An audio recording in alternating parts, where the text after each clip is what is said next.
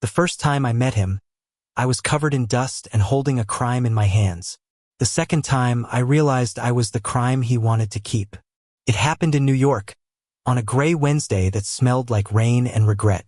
I was cataloging forgotten paintings in the back of a derelict auction house, the kind of place where even ghosts had stopped showing up. My job was simple: photograph, record, and send everything to storage. Nothing heroic, nothing dangerous, until my fingers brushed against the edge of a canvas that shouldn't have existed. The painting was old early 1900s, oil on linen, titled The Boy by the Lake. The colors, though faded, pulsed with life. Soft blue ripples, the outline of a boy's bare shoulders, sunlight on water. But there was something else, something that made my stomach twist. The signature at the bottom wasn't supposed to be there. It was from Adrian Voss. Adrian Voss, the missing legend. The man whose art vanished decades ago, along with his body. Collectors called him the ghost painter. Historians called him the curse. I just called him my obsession. So when I found that painting, I should have called security, or at least my boss. But I didn't. I wiped the dust off carefully, heart pounding, and whispered, "How did you end up here?"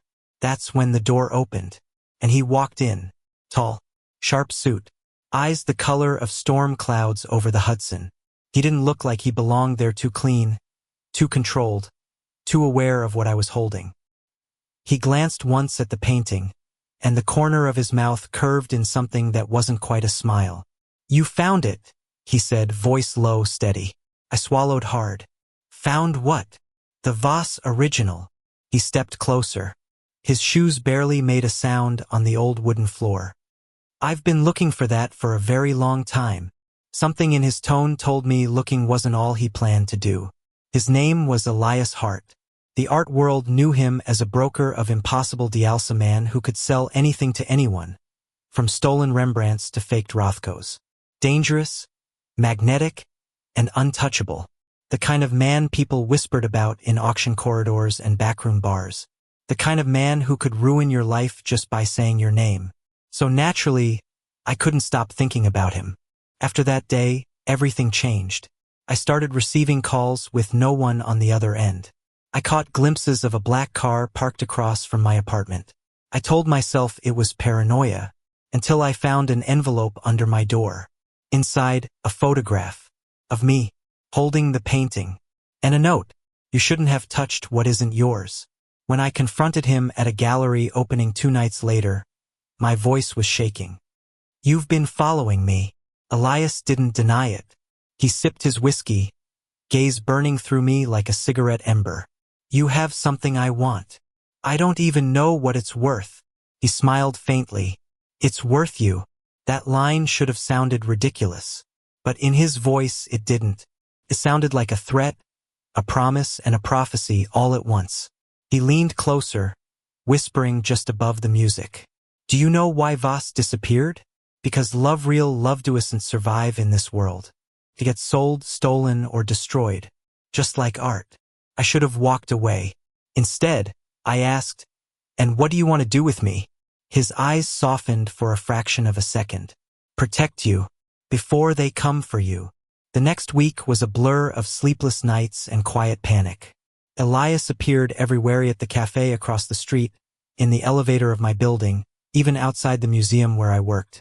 Every time he said nothing, just looked, as if he was memorizing me before something terrible happened. Then one night, someone broke into my apartment. They didn't take money or jewelry. They took the painting. When I called the police, Elias showed up instead. No one told him. He just knew. He found me sitting on the floor, surrounded by broken glass and empty frames. "Who are they?" I demanded. "Why is this happening?" He crouched down, his face inches from mine. Because the painting wasn't just art. It was a confession. Voss painted his lover the son of a senator. That portrait could destroy a family that still has power today. You stumbled onto their secret, and now they want to erase you. I wanted to laugh. I wanted to cry. "So what? I'm supposed to just disappear?" "Not if I can help it." His voice cracked on the last word. "I won't lose another man to this." That was the night we ran. Elias took me to a safe house on the outskirts of the city, an old studio once owned by a forgotten sculptor. The air smelled of turpentine and cedar. I didn't sleep. Neither did he. Around 3 a.m., he handed me a glass of wine and said, "You remind me of him. The way you look at art, like it's alive." "And how did he look at you?" I asked softly. He hesitated, like I was the only real thing left. In the flickering candlelight, something broke between us. The distance, the fear, the waltz, we let them fall. His hand brushed mine, hesitant but desperate, and I felt the weight of everything he'd never said. When he kissed me, it wasn't gentle. It was years of pain and guilt and longing crashing all at once. And in that moment, I realized I wasn't just caught in his world. I wanted to stay, but the world doesn't let love hide for long. By morning, the news broke. The lost painting of Adrian Voss found and stolen again. My name wasn't in the article. Yet, Elias packed the car in silence. "We need to go west. They'll trace us here." I nodded, but before we left, I went back to the easel.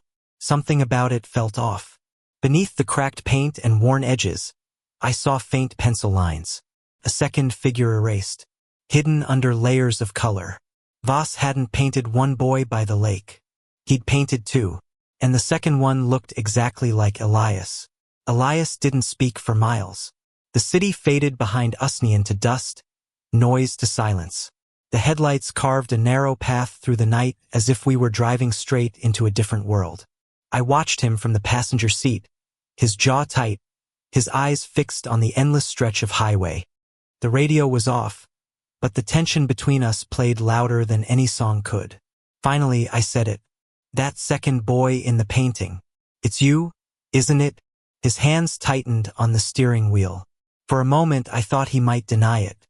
Instead, he exhaled a long, quiet surrender. "Yes," he said. "It was me." He glanced at me, the faint reflection of passing lights flickering across his face. Adrian Voss was my great-uncle. But the boy he painted, the one by the lake, that was real. That was his lover. The second figure was added later, hidden under the paint, after he was forced to destroy the original. My heart thudded in my chest. "You mean the story about the senator's son?" "It's true. Every word of it," he said, "except the part where they both lived." We stopped at a gas station somewhere in Pennsylvania, just before dawn. The air was sharp with cold. Elias leaned against the hood, cigarette between his fingers, smoke curling like a ghost around him. I stood beside him, staring at the horizon where the first light began to bleed into the sky. "So that's why you're in this business," I said. "You're not just some art dealer. You've been looking for his lost works, his truth." Elias smiled faintly, without warmth. "I learned early that the only way to protect something beautiful is to own it before someone else destroys it." The wind picked up. I rubbed my arms, shivering. He flicked his cigarette away and stepped closer. "You shouldn't be here," he said. "You should have walked away the moment you found that painting."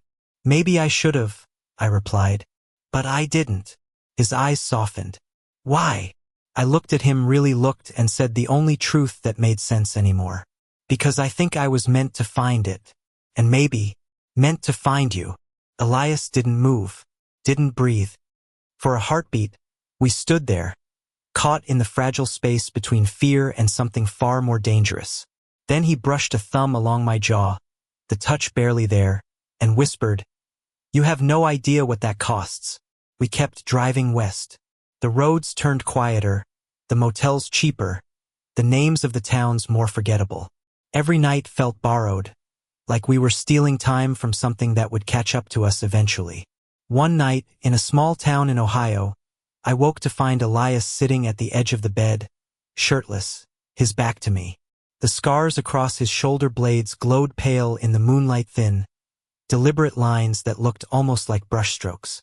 I reached out. "Who did that to you?" He didn't turn. "People who wanted to make sure I never went digging again." "Because of Voss? Because of what his paintings meant?" He turned then, eyes shadowed but burning. "You don't understand. Voss didn't just paint his lover. He painted men like us. He painted love that wasn't allowed to exist. Every canvas was a rebellion. He stood, pacing, the muscles in his back tense. The family that covered it up, they still control half the art institutions in this country. The senator's descendants. If the truth ever came out, their legacy would crumble. And you think they're the ones after us? I know they are. I swallowed, feeling the weight of his words. Then what's the plan? He looked at me for a long time before answering. The plan is to survive long enough to show the world the truth. Days later, we reached Chicago.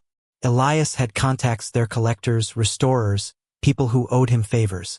We hid in an old art studio in the industrial district, filled with canvases, solvents, and forgotten sculptures. The air reeked of paint thinner and coffee.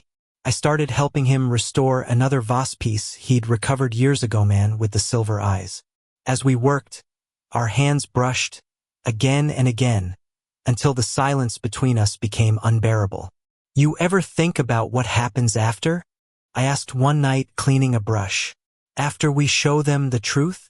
He gave a humorless chuckle. After? There is no after for people like me. Then what about me? Elias froze.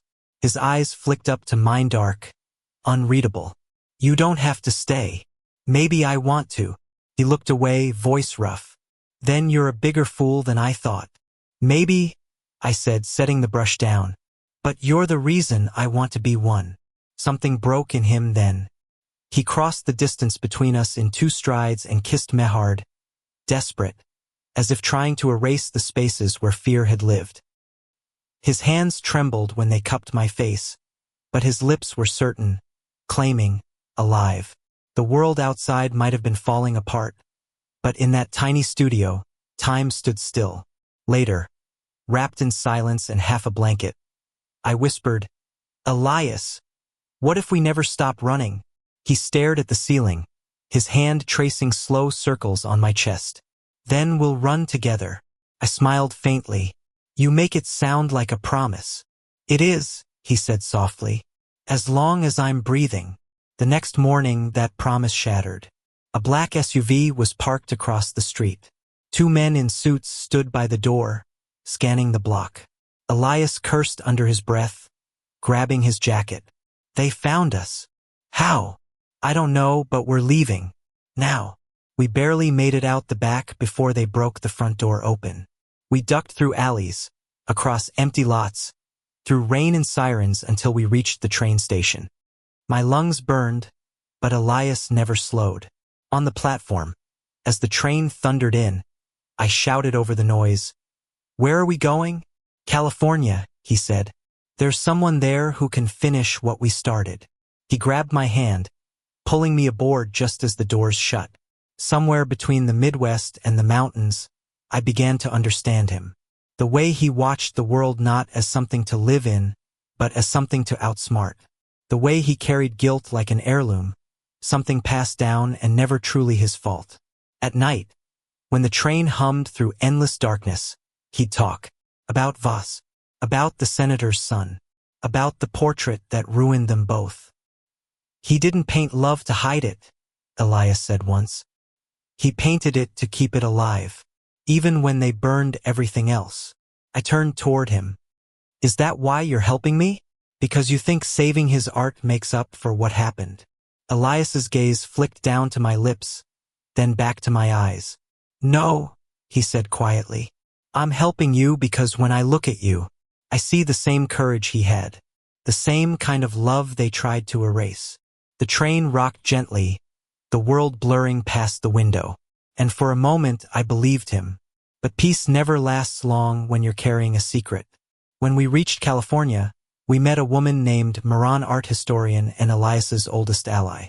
She lived in a coastal town north of San Francisco, her house filled with salt air and unfinished manuscripts. She took one look at us and said, You look like 2 men who've forgotten how to sleep. Mara examined the photograph I'd taken of the painting before it was stolen. Her brow furrowed. You know what this means, right? If we can prove the authenticity of this, the Voss family secret is over. The truth comes out. Elias nodded. That's the plan. Mara looked between us, hesitating. You understand what that'll cost him, don't you? What do you mean? I asked. She sighed. The Voss estate is legally tied to Elias's inheritance. If he exposes the scandal, he loses everything: money, reputation, protection. He'll be hunted by both sides. I turned to him. You didn't tell me that. He shrugged. You never asked. I wanted to scream. You think that makes it better? You've been risking everything for me. For this? And you just— He stepped closer, voice low, raw. What would you have me do? Let them win again? His hands trembled, and I realized for the first time how tired he looked.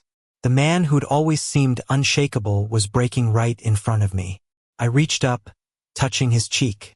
Then let's finish this. Together. We spent days restoring the digital copy of the painting, tracing every hidden stroke, every ghost of a second figure. When the final layer appeared, the outline of two men by the lake, their faces inches apart, I felt my throat close. It was love. Pure, defiant, immortal love. Mara set the file to upload to every major art archive and news outlet in the country. Once this goes live, there's no going back, she warned. Elias looked at me, his eyes a storm of fear and resolve. You sure about this? I nodded. I'm sure. He smiled then, a small, broken thing but real. Then I guess this is it. The upload finished at 2:14 a.m. At 2:16 the power went out. Mara cursed. Backup generator's dead. I heard the sound before I saw the headlights sweeping across the window, the crunch of tires on gravel. They're here, Elias whispered. He grabbed my hand, pulling me toward the back door. But before we reached it, a voice echoed from the front porch. Elias Voss Hart, it said, smooth, commanding. You've caused us quite a bit of trouble. Elias froze. His grip on my hand tightened. That was when I saw the man standing in the doorway, gray suit, silver tie, eyes as cold as marble. He looked like a ghost pulled straight from the painting's shadow. And he smiled. The man in the doorway looked nothing like a villain, he looked like a senator. Crisp, elegant, immaculate. The kind of man who could smile while ruining lives. Elias's voice was low and tight. Jonathan Hale. The name hung heavy between them. I realized then this wasn't just a stranger. This was him. The grandson of the senator whose secret Adrian Voss had painted a century ago. The bloodline that had erased a love story from history. Jonathan stepped into the room, his shoes silent on the old wooden floor. You've caused quite a storm, Mr. Hart. My family does not appreciate scandals. Elias moved slightly in front of me, protective. You mean truth? Jonathan smiled faintly. Truth is just another version of art, Elias. The difference is we choose what gets displayed. Mara stood by the computer, defiant. Too late. The files are uploaded. The whole world's about to see the truth. Jonathan's smile didn't fade. No. What the world will see depends on who's left to tell the story. He nodded once, and two men stepped from the shadows, black coats, gloved hands, guns drawn. Elias pushed me behind him. Run. But before I could move, the sound of glass shattering filled the room. The window exploded inward as Mara threw something, a flash drive into the chaos. She shouted, Get it out! The truth's on this one. Then the room went white with the sound of gunfire and shouts. I don't remember how we got outside, only the rush of cold air. Elias's hand gripping mine. The flash drive burning against my palm like it was alive. We stumbled into the trees behind the house, our breath ragged. The lights of the mansion glowed behind us like a warning. They'll kill you for this, I gasped. Elias turned to me, face streaked with blood and rain, eyes full of something fierce and final. Then I'll make it worth dying for. We reached the cliffs by dawn. The Pacific roared below, endless and cold. The world felt like it was holding its breath. Elias took the drive from my hand, weighing it. If they get this, everything dies with us. I nodded, chest heaving. Then we don't let them. Sirens wailed in the distance. Headlights flickered through the trees. We were out of time. He looked at me then, really looked like every choice, every mistake, every piece of who he was had led here. You deserve a life beyond this, he said. Not without you, I said. Don't you dare make this noble. He smiled brokenly. You're impossible. And you love me for it. He didn't answer. He didn't need to. His hands cupped my face, his forehead pressed to mine. I could feel his heart racing against my chest. If I don't make it, you will, I cut in. You will, Elias. He kissed me hard, desperate, final. And when he pulled away, I didn't realize what he'd done until I saw the flash drive in my hand. He'd slipped it back to me. Elias, he stepped backward, toward the edge of the cliff. Tell them the truth, he said. Make them remember us. Then he turned and ran into the light straight toward the approaching cars, straight into the storm. The gunshots echoed across the cliffs like thunder. I screamed his name, but the waves swallowed it whole.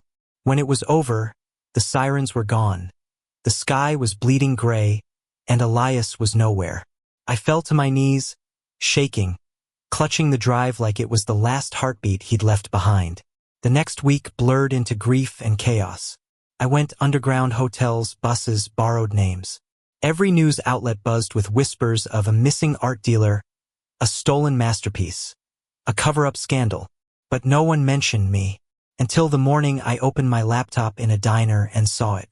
Breaking news. The hidden lover Adrian Voss's lost masterpiece revealed. Someone, maybe Mara, maybe Elias before he vanished, had sent the file to the press. The painting, the photographs, the documents. Everything. And in the center of it all was the image. Two men by a lake, sunlight on their faces, fingers intertwined. One of them bore an uncanny resemblance to Elias. Below it, a caption. Love is not a crime. It is art that outlives its oppressors. Weeks passed. Investigations began. The Hale Foundation collapsed under scandal. Museums reopened their archives. For the first time in a century, Adrian Voss's work was displayed without censorship. And somewhere in that wave of truth, something inside me began to heal. I started working with Mara again, restoring what remained of Voss's art. Every brushstroke felt like a prayer, every piece a resurrection. But nights were still hard. I'd walk along the cliffs, the same stretch of coast where I'd last seen him, hoping the wind might carry his voice back. Then one evening, as the sun melted into the Pacific, I found an envelope wedged under the door of the studio. No return address. Just my name written in that unmistakable, deliberate hand. Inside, a single photograph. It was the two of us, taken from behind, standing before the boy by the lake. And a note. You did it. I told you love survives. No signature. No explanation. But the handwriting was his. I pressed the photo to my chest and let myself cry, not from pain this time, but from something deeper. Relief. He was alive. Somewhere out there, hiding, maybe watching, but alive.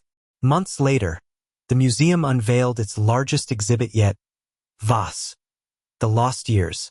Crowds flooded the marble halls. Journalists, students, lovers, all standing before a truth that had survived a century of silence. As I walked through the exhibit, I felt Elias everywhere in the brushstrokes, in the quiet defiance of every painted touch. And then I saw it. At the far end of the gallery, hung under a single light, was the final recovered painting. Man beside the window. Two figures stood close, one facing the dawn, the other watching him from the shadows. In the lower corner, written faintly beneath the varnish, For E. You are my unfinished work. Couldn't breathe. I stepped closer, and for the first time, I noticed a reflection in the glass. The figure behind me, tall, familiar, watching. I turned, heart stuttering, but the crowd had already shifted, and he was gone. Still, I knew. Somewhere out there, Elias was still running, still fighting, still alive. And maybe, someday, our paths would find each other again.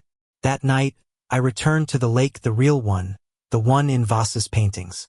The moon rippled across the surface like silver tears. I knelt by the water, fingers grazing the cool surface, whispering into the stillness. Love survives.